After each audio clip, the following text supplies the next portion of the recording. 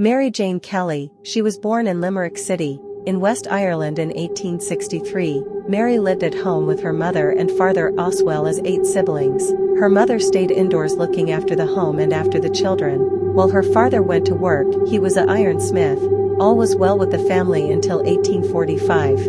Ireland was hit by the Great Blight, or some would call it the Great Starvation. Tragically, thousands of people died. The blight ended in around 1852. Mary's father lost his job like a lot of other people in that period, so Mary's father decided to pack up and leave his home in Ireland for a better life in Wales. So him and his family crossed the Irish Sea to Carmarthen, South Wales. Mary's father got employment as an iron and tinplate worker, as normally Mary's mother looked after the house and 8 children with Mary's help, of course. One day in 1879, when Mary was only 16, she met a coal miner named Johan Davis. They started to see each other regularly, and was soon married. Mary loved tending house and waiting for her husband to return home from work each evening, but unfortunately, in around 1882, her husband was killed in the coal mine by an explosion, so now Mary was a widow before she was in her 20s. Around 1882, Mary decided it would be better if she moved, so she went to Swansea and then on to Cardiff trying to find employment, but there wasn't any to be found. Although Cardiff was a large city, there was an economic downturn affecting not only Cardiff but Europe and the US,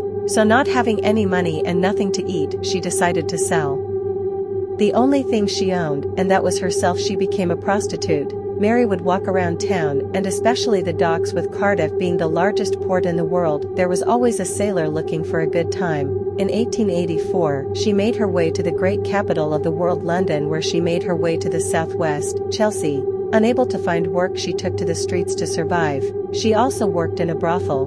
One of her clients liked her very much and asked her if she would like to go on a trip to France with him. Of course, she said with a big smile on her face. So the pair set off for France. Mary was very happy until they landed in France, and the client tried to sell her as a prostitute or for human trafficking. Mary was so scared, but she escaped, and when she got back to London, she went to the East End Whitechapel Spitalfields in case they came looking for her.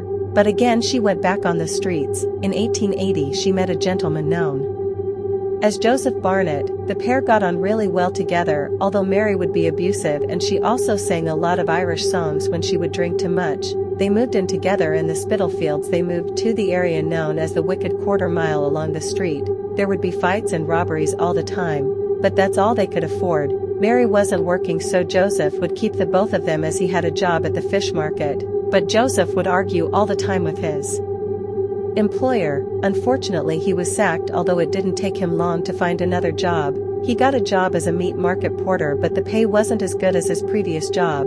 This meant Mary needed to find money for rent. Mary looked everywhere to find employment, but there wasn't anything. So tired of looking for work and finding none, Mary went back to the only thing she knew how to do: prostitution. While out one night, she met a young girl, whom she felt sorry for. Mary told her she could stay at her place if she wanted to. It would be better than being out on the streets, where the Ripper lurked night times. On the 30th October, Mary and Joseph had a bad argument, and because there was now 3 living in the little room, Joseph moved out.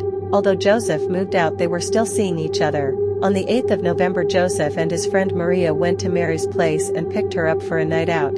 The next morning, the 9th November 1888, a man named Thomas Bowyer went to Mary's to get the rent. He knocked the door, but there was no answer. Mary's window was broken, so Thomas put his hand in and pulled the curtain back. He got the shock of his life. A woman who he assumed was Mary was mutilated. Thomas ran to get the police, who kicked in Mary's door. As the sergeant went in, he called out to the coroner.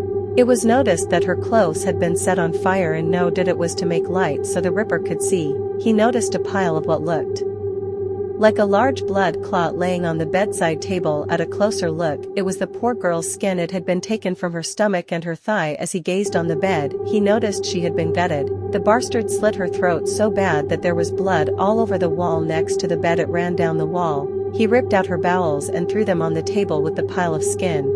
He took the heart out and took it with him. He cut off her breast and her nose. He hacked her face so bad she was unrecognizable. Unfortunately, none of her family had anything to do with the funeral. Mr. H. Wilson, sexton at St. Leonard's Church, sorted out the funeral. East London was so quiet when the glass-sided hearse with flowers laying on top of a polished oak and elm coffin with the name Marie Jeanette Kelly engraved on it, pulled by 2 black-plumed horses, Men were taking off their hats and women were crying along the streets that Mary Jane Kelly's coffin went along. There was 2 mourning carriages. In the first was Joseph Barnett and 2 friends, and the second 5 lady following Mary 6 miles to her resting place, at St. Patrick's Churchyard. I feel sorry for each one of the victims. They all had very hard lives, but more so Mary Jane Kelly. She was no more than a child. To have such an horrendous life must have been horrific, and if it hadn't been for one explosion, her life would have probably taken a different path.